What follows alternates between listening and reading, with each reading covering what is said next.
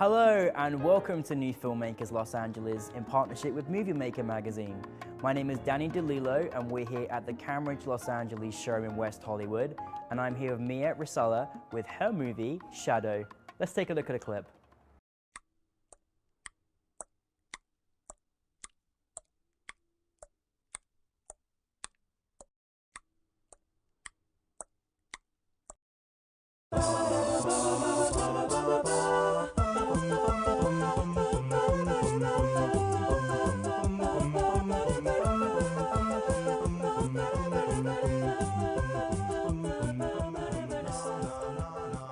It's a delight to have you here in the studio. Thank you. Tell us a brief synopsis of Shadow. Shadow is about a little boy who sneaks out past his bedtime and gets into mischief with his shadow, and he gets in trouble. Spoilers. Spoilers alert.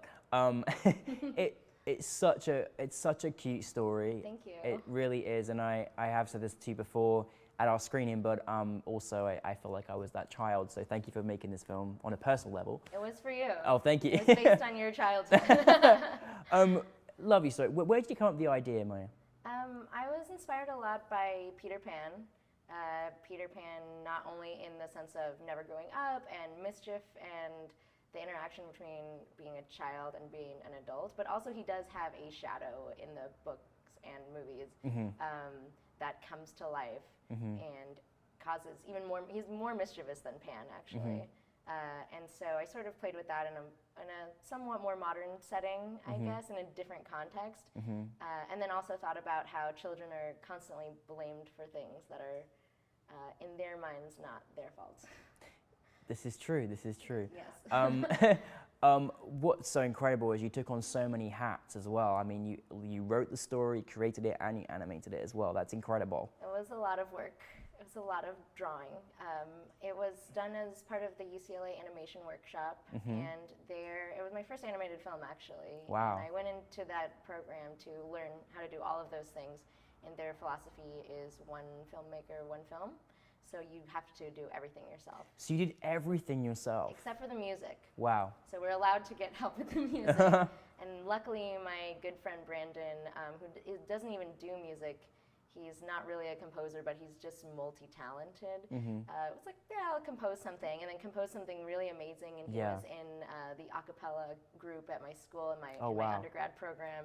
I knew they were great, and I wanted the music to be playful, sort of like the short. And when you're a kid and you're playing, you don't have instruments, you're just using your sound effects from your voice, and you know, there's like a soundtrack in your head, so I wanted all of the sound effects and music to be done by one person.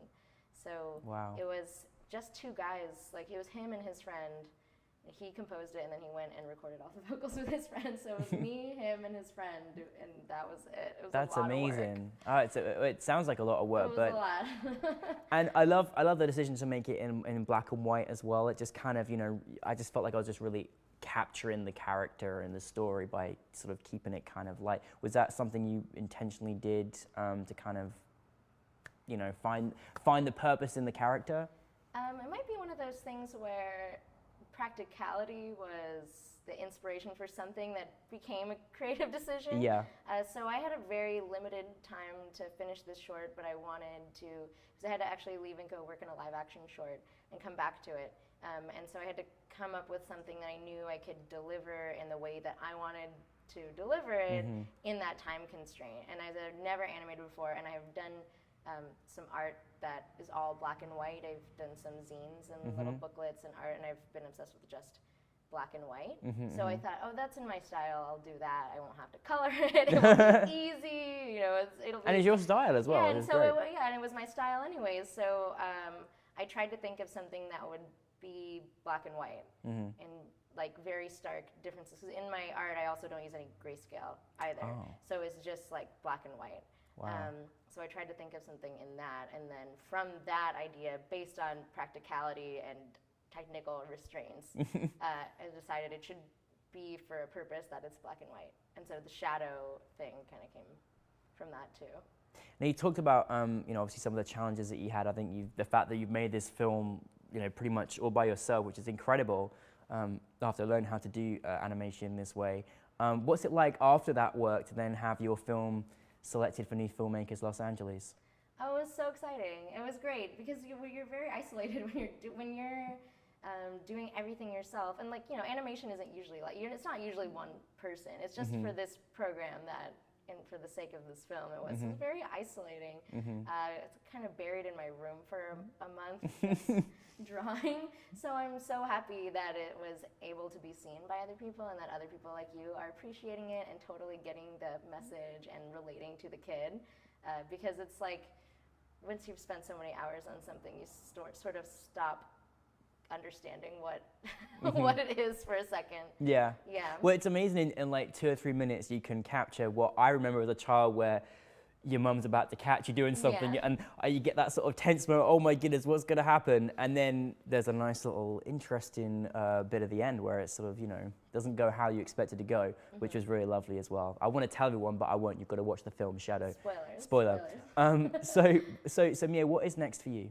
Well, I'm working on my second film, my second animated film, which is definitely more ambitious than this first one. Even though I love Shadow and love doing the black and white, I thought, okay, well, I did that, and that was my style, and now I'll try to do something a little bit more ambitious in color, and there's more digital. So a lot of Shadow was actually hand-drawn. Wow.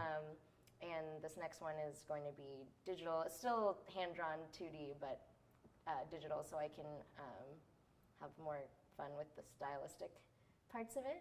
But it is a coyote story, loosely based on the character of Coyote from Native American folklore, who's a trickster, so I like tricksters. And it is done with photographic backgrounds, but with two-dimensional characters in the front. Wow. So it'll be more colorful, I guess. Mia, you are wonderfully talented, and it's such an honor to have your film as part of NewFilmmakers Los Angeles, and we're all very much looking forward to seeing much more of your work. So thank you very much. It was an honor to be